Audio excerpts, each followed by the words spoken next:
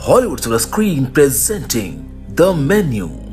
आप सभी लोग कभी ना कभी किसी रेस्टोरेंट में तो जरूर गए होंगे, लेकिन क्या होगा जब आप किसी रेस्टोरेंट में जाए जहां का खाना कुछ ज्यादा ही अजीब हो और ये खाना आपके जीवन का आखिरी खाना बन जाए। क्या आप भी ऐसी जगह जाना पसंद करोगे?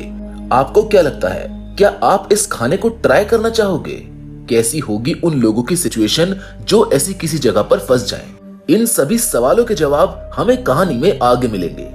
तो चलिए बिना समय को गवाते हुए शुरू करते हैं आज के इस कहानी को।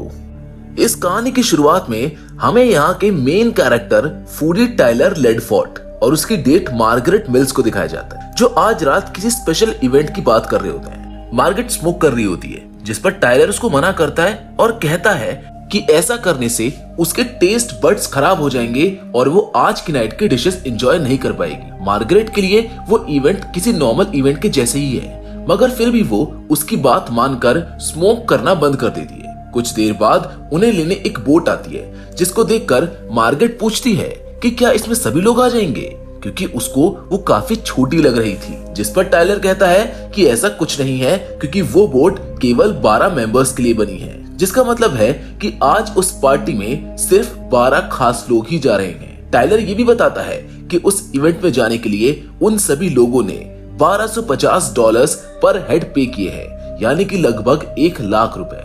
अब नॉर्मली तो कोई इतना पैसा सिर्फ एक मील के लिए नहीं देगा, मगर अब क्योंकि वहां बहुत बड़े बड़े लोगों को इनवाइट किया गया था तो उनके लिए ये कोई बड़ी बात नहीं है। मार्गरेट और टाइलर उस बोट में मौजूद लोगों को देखकर काफी हैरान थे, क्योंकि वहां पर शहर के बहुत ही नामी लोग मौजूद थे, जिन्हें देखकर टाइलर काफी एक्साइटेड हो जाता है। कुछ देर बाद वो बोट उनको लेकर जाने लगती है हॉथॉर्न आइलैंड पर, जिस जगह पर वो रेस्टोरेंट है। बोट पर शेफ की तरफ से उनको एक वेलकम डिश ऑफर की जाती है, जो कि एक raw local oyster in a mignonette evolution with lemon caviar and oyster leaf है। मार्गरेट को डिश के बारे में कुछ खास नॉलेज नहीं थी, मगर टाइलर उस डिश को देखकर बताता है कि वो वहाँ के शेफ स्लोविक की एक बहुत ही फेमस रेसिपी है, जिसके बाद वो दोनों उसको टेस्ट करते हैं। टाइलर को वो काफी पसंद आती है, मगर मार्गरेट को वो कुछ खास अच्छी लगती नहीं है। कुछ देर के बाद वो सभी हॉथॉर्न आइलैंड पर पहुंच जाते हैं, जहाँ एल्जा नाम की एक लेडी उनका वेलकम करती है। वो सभी गेस्ट को उनके नाम से बुलाती है, मगर तभी वो टाइलर के साथ मिस वेस्टरवर्ल्ड का नाम लेती है, जिससे मार्गरेट थोड़ी कंफ्यूज हो जाती है। पर तभी टाइलर बताता है कि किसी रीजन से मिस वेस्टरवर्ल्ड नहीं आ पाई, इसी वजह से उसने मार्गरेट को इनवाइट कर लिया था। ये सुनकर एल्सा को थोड़ा अजीब लगता है, क्योंकि उन लोगों ने आज के मील पर कुछ खास गेस्ट को ही इनवाइट किया था, मगर अब क्योंकि मार्गरेट वहां पर आ चुकी थी, इस वजह से वो उसका भी वेलकम करती है। सभी गेस्ट को चेक करने के बाद एल्जा उन सभी को आइलैंड का एक टूर पर लेके जाती है। वो उनको दिखाती है कि किस तरह वो अपने रेस्टोरेंट के सभी सामान को इसी आइलैंड पर ग्रो करते हैं, यहाँ तक कि वो डेयरी एनिमल्स, क्रैब्स और ऑयस्टर्स को भी वहीं पर ग्रो करते हैं, ताकि उनके रेस्टोरेंट का सारा खाना एकदम लाजवाब हो। कुछ लोग उसको देखकर काफी इम्प्रेस होते हैं, वहीं कुछ यंग इंडस्ट्रियलिस्ट उसका मजाक भी बनाते हैं। आगे एल्सा उन्हें वहाँ के वर्कर्स के रहने की जगह भी दिखाती है, जहाँ शेफ स्लोविक को छोड़कर बाकी पूरा स्टाफ रहता था। वो उनको बताती है कि कैसे वो लोग दिन रात उस रेस्टोरेंट के लिए वहाँ पर काम करते हैं। एल्सा का बिहेवियर मार्गरेट को कुछ सही नहीं लग रहा था। ऐसा लगता था मानो जैसे कि वो अपनी स्माइल के पीछे कुछ छुपा रही हो। आगे एल्सा उन सभी को लंच के लिए फाइनली रेस्टोरेंट में लेकर जाती है, जहां पहुंचकर वो सभी काफी खुश होते हैं, क्योंकि अब तक सभी काफी भूखे हो चुके थे। रेस्टोरेंट के अंदर बहुत से शेफ्स कुछ यूनिक डिशेस बना रहे होते हैं, जिन्हें देखकर टाइलर बहुत ही ज्यादा एक्साइटेड हो जाता है। और तभी एंट्री होती है उस रेस्टोरेंट के मेन शेफ स्लोविक की, जो कि एल्सा से बात करने के बाद मार्गरेट को देख रहा होता है। कुछ देर बाद उन लोगों को पहली डिश सर्व की जाती है, जिसका नाम होता है अम्यूज बुश, जिसके इंग्रेडिएंट्स थे the cucumber melon, milk snow और शेडलेस। वो डिश इतनी सुंदर दिख रही होती है कि सभी उसके बारे में बात करने लग जाते हैं। खैर तभी शेफ स्लोविक सभी को अपना इंट्रोडक्शन देते हैं और बताते हैं कि आज उन सभी को बहुत ही अलग अलग डिशेस खाने को मिलेगी, जो उन्होंने पहले कभी नहीं खाई होगी। पर शेफ उन सभी से एक रिक्वेस्ट करता है कि वो कोई भी डिश पेट भरकर ना खाए, बल्कि सिर्फ उसे टेस्ट करें और फील करें, क्योंकि पेट भरने के लिए उनका रेस्टोरेंट काफी एक्सपेंसिव है। इसी के साथ इनके सामने दूसरी डिश को भी सर्व किया जाता है, जिसका नाम था द आइलैंड, जिसके इंग्रेडिएंट्स थे कुछ प्लांट्स और रॉक्स जो कि उसी आइलैंड के थे। वो डिश देखने में इतनी बेहतरीन लग रही होती है कि सभी उसको देखते ही रह जाते हैं। इससे पहले कि वो लोग उस डिश की तारीफ में कुछ कहते, शेफ स्लोविक कहते हैं कि हम इस रेस्टोरेंट में कुछ भी खास नहीं बना रहे हैं, बल्कि नेचर हमसे ज्यादा सुंदर चीजें बनाता है। जिसको सुनकर टाइलर तो रोने ही लग जाता है। वो शेफ स्लोविक की बातों से कुछ ज्यादा ही अटैच होने लग जाता है। सभी लोग आपस में बातें कर रहे होते हैं जिन्हें एल्जा सुन रही होती है। खाना एंजॉय करने की जगह कुछ लोग आपस में लड़ाई कर रहे होते हैं। वहीं कुछ फूड क्रिटिक उस पर अपने रिव्यू दे रहे होते हैं। कुछ देर बाद टाइम आता है दूसरी डिश का, जो थी ब्रेडलेस ब्रेड प्लेट, जिसके इंग्रेडिएंट्स थे the savoury accompaniment without bread. वैसे तो ये डिश ब्रेड के साथ खाई जाने वाली होती है, मगर शेफ स्लोविक का कहना था कि ब्रेड पुअर लोग खाते हैं, और क्योंकि आज के दिन यहाँ इतने बड़े बड़े दिग्गज लोग आए हैं, इसीलिए उनको ब्रेड खाना शोभा नहीं देता। इसलिए वो उस डिश को विदाउट ब्रेड ही सर्व करते हैं। पहले तो सभी को लगता है कि शेफ उनके साथ मजाक कर रहे हैं, मगर जब एक्चुअल में ब्रेड नहीं आती है तो बहुत से लोग उसे एक क्लासिक डिश समझकर ऐसे ही खाने लगते हैं। पर तभी कुछ इंडस्ट्रियलिस्ट एल्जा से ब्रेड के लिए रिक्वेस्ट करते हैं, जिस पर वो साफ मना कर देती है, जिससे वो लोग उसे अपने स्टेटस के बारे में बताने लगते हैं। मगर एल्जा तो उनके स्टेटस से पहले ही वाकिफ थी। तभी वो उनमें से एक के कान में कुछ कहती है, you will eat less than you desire and more than you deserve, जिसका मतलब था कि वो लोग अपनी इच्छा से कम और अपनी औकात से ज्यादा खाना खाएंगे। मगर ये बात उनको कुछ समझ में नहीं आती है। मार्गरेट को वो डिश कुछ समझ नहीं आती, इसीलिए वो उसको बिल्कुल भी टच नहीं करती है। तभी टाइलर से एक ग्लास नीचे गिर जाता है, जिससे शेफ स्लोविक वहां आकर मार्गरेट से पूछते हैं कि आखिर वो कुछ खा क्यों नहीं रही है, जिस पर वो बोलती है कि उसे उस डिश में कुछ भी खाने जैसा नहीं लग रहा है।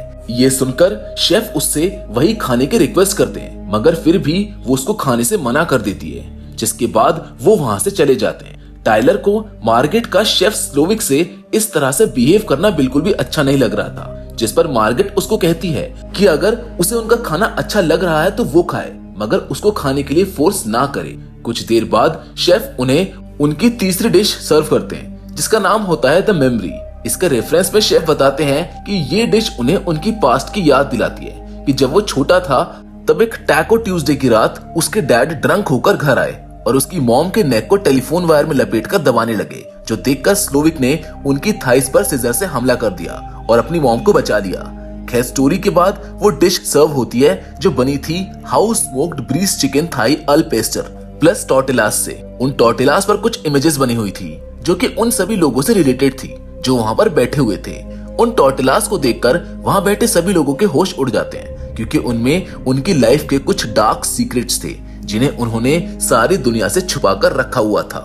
इन सब से वो सभी काफी फ्रस्ट्रेट हो जाते हैं। इसी बीच मार्गरेट और टाइलर की आपस में लड़ाई हो जाती है, जिससे फ्रस्ट्रेट होकर मार्गरेट वहां से उठकर रेस्टरूम में चली जाती है, जहां वो विंडो के पास खड़े होकर सिगरेट पी रही होती है कि तभी वहां पर शेफ स्लोविक आ जाते हैं, जिन्हें देखकर वो घबरा जाती है क्योंकि वो लेडीज रेस्टरूम में आ गए थे। स्लोविक उससे पूछता है कि आखिर उसने उसकी लास्ट डिश को क्यों नहीं खाया, जिसका मार्गरेट बिना जवाब दिए वहां से चली जाती है। अब आती है शेफ की चौथी डिश की बारी, जिसका नाम होता है द मेस, जिसको बताने के लिए शेफ स्लोविक अपने एक वर्कर जेरेमी को बुलाते हैं और सभी को उसकी लाइफ स्टोरी सुनाने लगते हैं, जिसके बाद वो उसको किस करते हैं और तभी जेरेमी अपने आप को शूट कर लेता है। ये देखकर सभी गेस्ट बहुत घबरा जाते हैं और अपनी सीट से दूर भागने लगते हैं, मगर शेफ सबको कन्विंस करते हैं कि ये बस मेन्यू का एक पार्ट है, जिससे सभी को लगने लगता है कि शायद वो एक शो था जिसके बाद उन सभी के सामने उस डिश को सर्व किया जाता है, जिसके इंग्रेडिएंट्स थे the pressure cooked vegetables, coasted fillet, potato कन्फिट,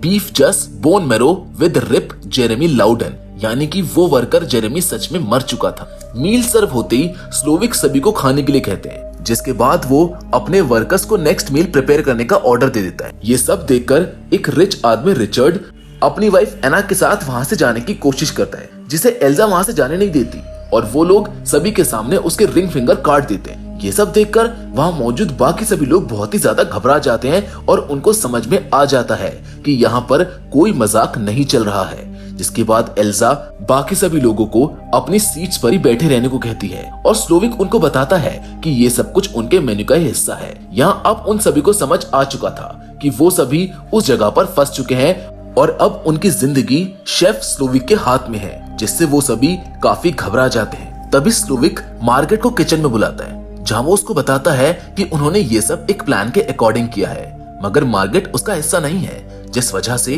वो उनका प्लान खराब कर रही है। इसलिए वो उसको चूज करने का मौका देता है कि या तो वो उनके साथ शामिल हो जाए या फिर एक गेस्ट बनकर ही रहे, जिस पर मार्गरेट को लगता है कि शायद वो उसकी जान बख्श देगा। जिस पर शेफ उसको बताता है कि आज उसे रेस्टोरेंट में मौजूद सभी लोग मारने वाले हैं, यानी कि मार्गरेट के बचने के वैसे भी कोई चांसेस नहीं है। डिसीजन लेने के लिए वो उसको 15 मिनट का टाइम देता है, जिसमें वो सर्व करते हैं उनकी 5th डिश, जिसका नाम था पैलेट क्लेंजर, और उसके इंग्रेडिएंट्स थे वाइल्ड बेरगामट और रेड क्लोवर टी। इस सब के बाद उन इंडस्ट्रियलिस्ट में से एक आदमी वहां की विंडो तोड़कर बाहर जाने की कोशिश करता है, मगर वो उसको तोड़ नहीं पाता। जिसके बाद एना रिक्वेस्ट करती है कि उसके हस्बैंड रिचर्ड को अस्पताल की जरूरत है, जिस पर स्लोविक उनसे पूछता है कि वो पीछे कुछ सालों में उनके रेस्टोरेंट कितनी बार आए हैं, जिस पर वो बोलते हैं कि 5-6 बार। जिसके बाद वो उनसे उन्हें पिछली बार सर्व की गई डिशेस में से किसी एक डिश का नाम बताने के लिए कहता है, जो वो नहीं बता पाते। असल में शेफ स्लोविक उन सभी को बताना चाहता था कि वो इतनी मुश्किल से अपनी लाइफ में किसी मुकाम पर पहुंचा है जहां वो इतने बड़े लोगों को सर्व कर पा रहा है, मगर उन ग्रीडी लोगों ने उसके फूड और उसके डिशेस की कभी रिस्पेक्ट नहीं की, बल्कि वो हमेशा उसमें खामियां निकालते रहे, जबकि उसकी सभी डिशेस परफेक्ट थी। अब आगे वो सभी लोग विंडो के बाहर एक आदमी को लटका हुआ देखते हैं, जिसने एंजल के जैसे विंग्स पहने हुए थे। असल में वो आदमी डग वेरिक था, जो कि स्लोविक के उस रेस्टोरेंट और हॉथॉर्न आइलैंड का मालिक था।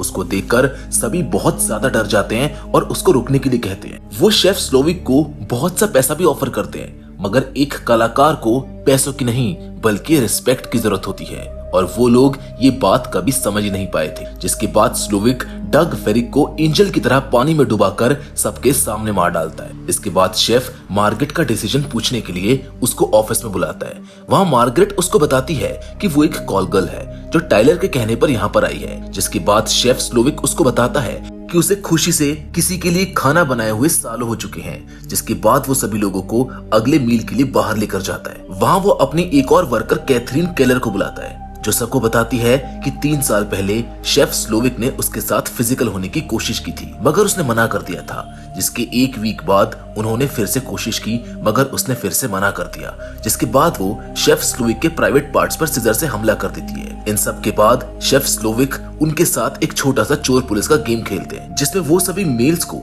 46 सेकंड्स का टाइम देते हैं वहां से भाग जाने के लिए, और देखते ही देखते सभी लोग अपनी पार्टनर्स को छोड़कर वहां से चले जाते हैं। वहीं सभी फीमेल्स को कैथरीन अपने साथ वापस रेस्टोरेंट में लेकर चली जाती है, और उनको सर्व होता है उनका छठा मील, जिसका नाम था मैंस फॉली। उस डिश के इंग्रेडिएंट्स थे डंजनस क्रैब, फर्मेंटेड योगर्ट वे, ड्राइड सी लेट्यूस और उमेबोशी कैल्प। सभी लेडीज आपस में बैठकर बात करती है, जहां एना मार्गरेट से पूछती है कि क्या वो उसके हस्बैंड को जानती है, जिस पर वो हाँ बोलती है। असल में रिचर्ड मार्गरेट का काफी पुराना क्लाइंट था, जिससे उसको प्यार हो गया था। जिसके बाद मार्गरेट अपने बारे में बताती है कि असल में उसका नाम मार्गरेट नहीं बल्कि एरिन है, और वो ब्रॉक्टन मैसाचुसेट्स से है। कुछ देर बाद स्लोविक के गार्ड सभी को पकड़कर वापस ले आते हैं, जिससे ये गेम यहीं पर खत्म हो जाता है। सभी लोग वापस आकर एक बार फिर अपनी अपनी सीट्स पर बैठ जाते हैं। जिसके बाद शेफ स्लोविक एक बड़े राज का खुलासा करता है। असल में टाइलर को पहले से ही आज हो रही सभी चीजों के बारे में पता था, क्योंकि शेफ स्लोविक ने ही उसको वो सब कुछ बताया था। उसके बाद भी वो मार्गरेट को अपने साथ लेकर आया, क्योंकि उसकी डेट मिस वेस्टवर्ल्ड से ब्रेकअप हो गया था। जैसे ये बात मार्गरेट को पता चलती है तो उसको टाइलर पर बहुत गुस्सा आता है, क्योंकि उसकी वजह से आज उसकी भी जान खतरे में है। ये सब होने के बाद शेफ स्लोविक टाइलर को किचन में कुछ बनाने के लिए कहते हैं, क्योंकि वो अपने आप को बहुत बड़ा फूड क्रिटिक समझता था। टाइलर कुछ भी बनाने से मना करता है, मगर शेफ स्लोविक उसको कुछ बनाने के लिए फोर्स करते हैं, जिस पर टाइलर अंडरकुक्ड लैम्ब, बटर सॉस जैसे इंग्रेडिएंट के साथ एक बकवास सा मील प्रिपेयर करता है, जिसे नाम दिया जाता है टाइलर्स बुलशिट।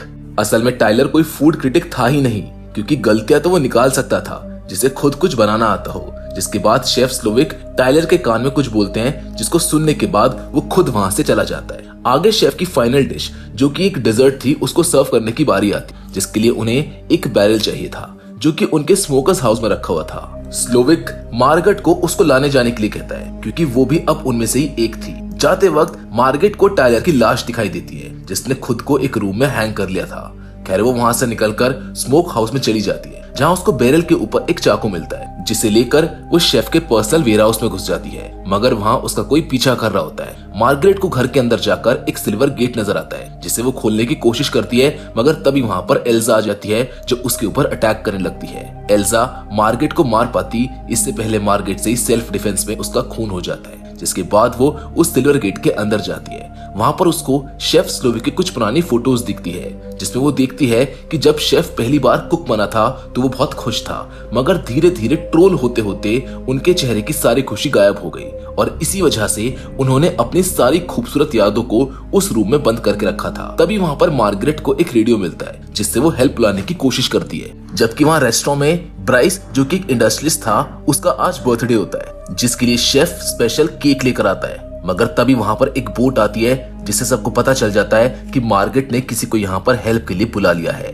जिसके बाद वहाँ एक पुलिस ऑफिसर आता है, जो कि वहाँ पर मौजूद एक पुराने स्टार का फैन होता है। वो उससे उसका ऑटोग्राफ मांगता है, जिस पर वो उसमें हेल्प में लिखकर उसको दे देता है। वो ऑफिसर जैसे उसको पढ़ता है तो वो अपनी गन निकालकर शेफ स्लोविक की तरफ कर देता है, जिससे सबको लगता है कि वो बच गए। मगर फिर वो अपनी गन को एक कैंडल की मदद से जला लेता है और खुद भी शेफ के किचन में चला जाता है। यानी कि वो आदमी भी उन्हीं लोगों से मिला हुआ था, जो देखकर सबकी उम्मीद एक बार फिर टूट जाती है। जब शेफ अपनी फाइनल डिश प्रिपेयर कर रहा होता है, तभी अचानक मार्गरेट के दिमाग में एक प्लान आता है। वो अपनी टेबल से उठती है और शेफ से कहती है कि उसने आज उसको जो भी खिलाया वो बिल्कुल बकवास था, क्योंकि उसको अभी भी बहुत तेज भूख लगी है। ये सुनकर शेफ स्लोविक उससे पूछता है कि आखिर वो खाना क्या चाहती है, जिस पर वो बताती है कि उसको नॉर्मल चीज बर्गर खाना है, जिसमें कोई भी मॉडर्न टच ना ऐड किया गया हो, और उसके साथ कुछ फ्राइज। जिसके बाद शेफ स्लोविक खुद उसके लिए एक चीज बर्गर प्रिपेयर करने लग जाते हैं और वो काम करते हुए काफी खुश थे। उन्हें ऐसा लग रहा था मानो सच में कोई उनके हाथ का खाना खाना चाहता हो, जैसे जब वो पहली बार शेफ बने थे तब। मील प्रिपेयर होने के बाद वो उसे मार्गरेट को सर्व करते हैं, जिसको वो बहुत ही ज्यादा पसंद आता है। जिसके बाद वो उसको एक पैक करने के लिए भी कहती है, जिस पर शेफ उसके लिए एक पैकेज और एक गिफ्ट बॉक्स लेकर आते हैं। उसके बाद वो उसको वहां से जाने भी देते हैं, क्योंकि मार्गरेट असल में उनके प्लान का हिस्सा नहीं थी और उसने शेफ को वो खुशी दी थी जो सालों पहले ना जाने कहां गुम हो गई थी। मार्गरेट के वहां से जाने के बाद शेफ बाकी लोगों को भी उनके गिफ्ट्स और बिल लाकर देते हैं। इसके बाद उनके वर्कर्स सारे खाने के सामान को पूरे रेस्टोरेंट में फैलाने लगते हैं। सभी लोगों को चीज रोल्स के जैकेट्स पहना दिए जाते हैं और उनके सर पर चॉकलेट रख दिया जाता है। जिसके बाद शेफ स्लोविक बीच में आकर वहां पर आग लगा देते हैं, जिससे धीरे धीरे सभी लोग जलने लगते हैं और शेफ अपने इस फाइनल डिश का नाम देते हैं स्मोर, जिसके इंग्रेडिएंट्स थे marshmallow, chocolate, graham cracker, customers, staff और रेस्टोरेंट। ये सब कुछ मार्गरेट दूर एक बोट पर बैठी देख रही होती है। जिसके बाद वो शेफ का दिया हुआ बर्गर भी खाती है। ये सब करके शेफ सिर्फ ये बताना चाहता था कि कैसे किसी क्रिएटर की क्रिएशन को लोग धीरे धीरे गलतियां निकाल कर और अपने अकॉर्डिंग मॉडिफाई कर उसे बदल देते हैं, जिससे आखिर में उसकी एक्चुअल क्रिएशन की डेथ हो जाती है। जिसके साथ ये कहानी भी यहीं पर खत्म हो जाती है। मैं उम्मीद करता हूँ कि ये कहानी आपको पसंद आई होगी। बाकी फिलहाल आज के इस वीडियो में बस इतना ही, लेकिन हम फिर से जरूर मिलेंगे और वो भी एक और नई इंटरेस्टिंग कहानी के साथ। मगर तब तक के लिए धन्यवाद।